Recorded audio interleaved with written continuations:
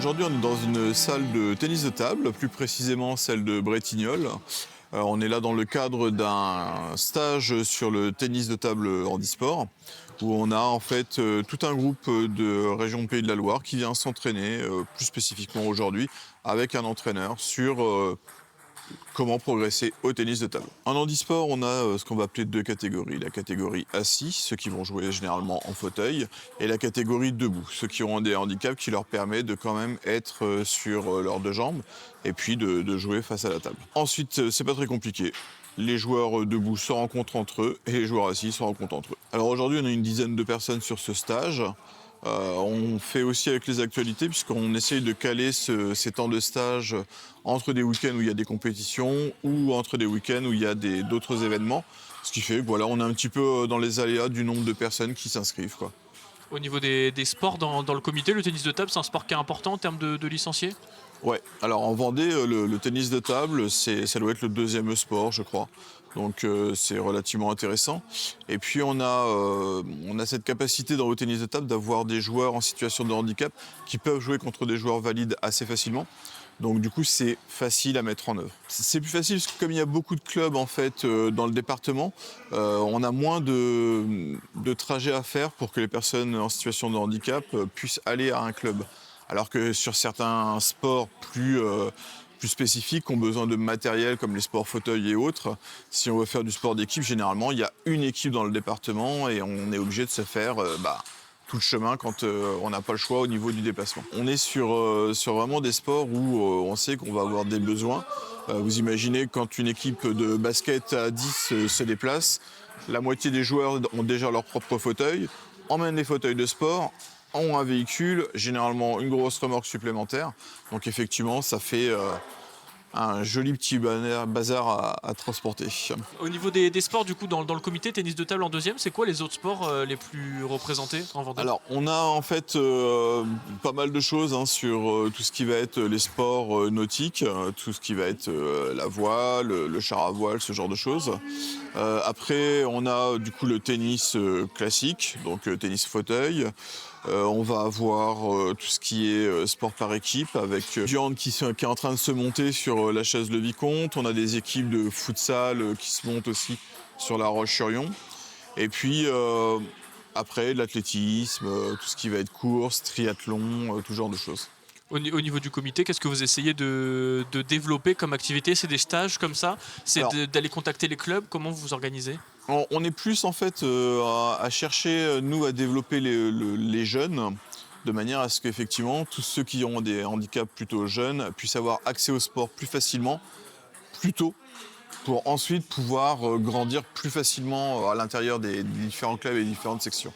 Il faut savoir qu'au jour d'aujourd'hui, quand par exemple nous on fait une séance sportive dans les collèges dans lesquels il y a des ULIS, donc des systèmes pour que les enfants en situation de handicap puissent être maintenus dans les collèges, si nous on ne fait pas ces activités-là, elles n'existent pas. Et les élèves, ils apprendront, ou en tout cas ils feront du sport uniquement quand ils sortiront du collège.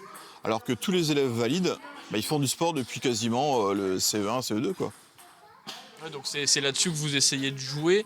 Et comment vous faites justement? Est-ce que pour ouvrir des sections pour les personnes en situation de handicap, est-ce que vous contactez les clubs? Est-ce que c'est les clubs qui viennent vous contacter? Comment ça s'organise tout ça? Alors on a les deux, c'est-à-dire qu'on a certains clubs qui s'ouvrent à l'inclusion des personnes, comme encore une fois par exemple ici à Bretignolles, où le club de tennis de table a été l'un des premiers à nous contacter pour pouvoir augmenter la taille de sa section, pouvoir proposer des choses qualitativement plus intéressantes. Et puis, en contact avec nous, on explique qu'en fait, on a besoin de plusieurs choses, c'est-à-dire, un, du respect de la chaîne de déplacement, avec des locaux qui vont être bien entendu accessibles pour l'ensemble des personnes handicapées. Deux, un moyen pour venir sur le site. Trois, avoir des personnels formés à l'intérieur des clubs pour recevoir des personnes handicapées. Et puis après, on a le deuxième cas de figure, c'est-à-dire qu'on a des sportifs qui viennent et qui nous disent « moi j'ai envie de faire tel sport ». On regarde si effectivement sur le département c'est déjà proposé ou pas. Si c'est proposé, on essaye bien entendu d'aller vers les clubs qui sont déjà affiliés ou qui font déjà ce type de choses-là. Sinon, on essaye après de travailler avec eux pour les inclure dans un autre club qui pourra proposer ce qui leur fait plaisir. Et surtout en essayant de tenir compte encore une fois du déplacement minimum pour faire de chez eux à leur salle de sport. Et puis qu'ensuite, pendant qu'ils vont créer, et pendant que nous on va travailler sur la création de cette gestion, avoir les mêmes objectifs de club, c'est-à-dire accessibilité et formation des personnes. Est-ce que le handisport en Vendée se porte bien? Est-ce qu'il y a de la demande? Est-ce qu'il y a de la croissance depuis plusieurs années? Comment ça se passe? Alors, en Vendée, oui, on a la chance d'être quand même sur quelque chose qui se maintient plutôt pas mal. On a pas mal de clubs qui cherchent à faire de l'intégration et autres.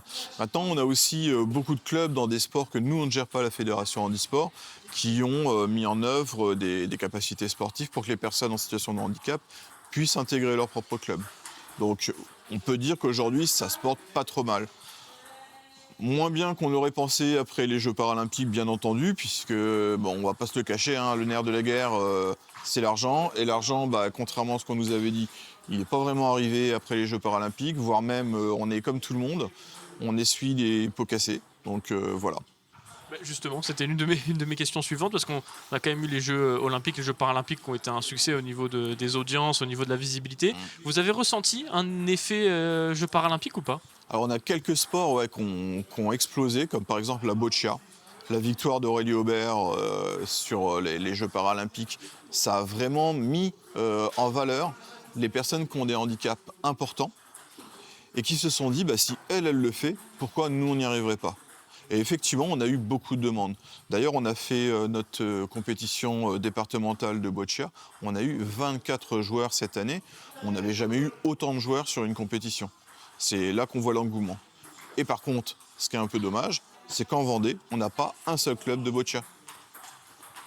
Parce que, encore une fois, quand nous on monte des clubs, c'est toujours avec des nombres de joueurs relativement réduits. Et encore heureux, hein, sinon ça voudrait dire qu'on a des personnes handicapées à tous les coins de rue. Donc voilà, c'est la tangente entre les deux. Est-ce qu'on peut faire plein de choses, mais est-ce qu'on va avoir assez de personnes pour le faire? Donc vous n'avez pas vraiment ressenti, à part dans quelques sports, vraiment d'effet Non. paralympique? Non, à part vraiment sur quelques sports, mais l'effet paralympique attendu, nous on l'a pas vu. Quand il y a un effet boom, c'est beaucoup plus simple à mettre en œuvre que chez nous les handis, où il y a un besoin d'accessibilité et un besoin de formation. Et là, du coup, on se retrouve à ne pas pouvoir répondre à la demande instantanément, mais on est obligé de former des gens pour pouvoir répondre à cette demande. Le problème, c'est que dans ce laps de temps, les gens, ils sont partis faire autre chose, quoi. Et si on n'a pas pris le train au bon moment, on est couillonné. Et justement, la difficulté, c'est sur quoi? C'est sur l'accessibilité des salles, des lieux sportifs, ou est-ce que c'est sur la formation des personnes? C'est quoi la difficulté? Il y a les deux. Ok. Il y a les deux, il y a les deux. En fait, on forme, nous, par rapport à la Fédé, un certain nombre d'éducateurs sportifs tous les ans. Sauf que ces éducateurs sportifs, ils sont multisports. Nous, quand on fait des formations, on ne se limite pas à une seule catégorie sportive. Et derrière, ça ne fait pas beaucoup, en fait, hein, d'entraîneurs qui peuvent sortir. Si on en a 30 à l'année, ça veut dire qu'on va en avoir, par exemple, un ou deux sur le tennis de table, un sur le tennis, un sur le foot. Mais on est en pénurie là-dessus. Ce qui fait que quand on a, par exemple, un gamin qui va habiter à Bretignolles et qui veut faire du tennis de table, lui, il a de la chance, il a un club dans lequel ça va fonctionner. S'il est sur un autre village, aux Herbiers, un truc comme ça, est-ce qu'il va y avoir la même chose? Je ne peux pas répondre comme ça tout de suite, en tout cas. Et est-ce qu'il y a des solutions qui existent? Est-ce que intégrer des personnes en situation de handicap dans des groupes de valides, c'est possible aujourd'hui, suivant les disciplines? Est-ce qu'il y a des solutions comme ça que vous arrivez à trouver, peut-être au cas par cas? Ouais, non. C'est-à-dire que oui, c'est possible d'intégrer plein de personnes en situation de handicap avec des valides, mais après, qu'est-ce qu'on veut?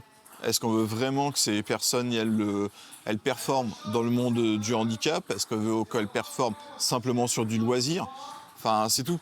Quand on a des gens qui ne jouent par exemple au tennis qu'avec des valides, quand ils se retrouvent sur un tournoi qu'avec des handis, le jeu n'est pas tout à fait le même. Et du coup, on se retrouve à avoir des différences. On sera toujours, nous, face, comme je vous le disais, à des petits chiffres.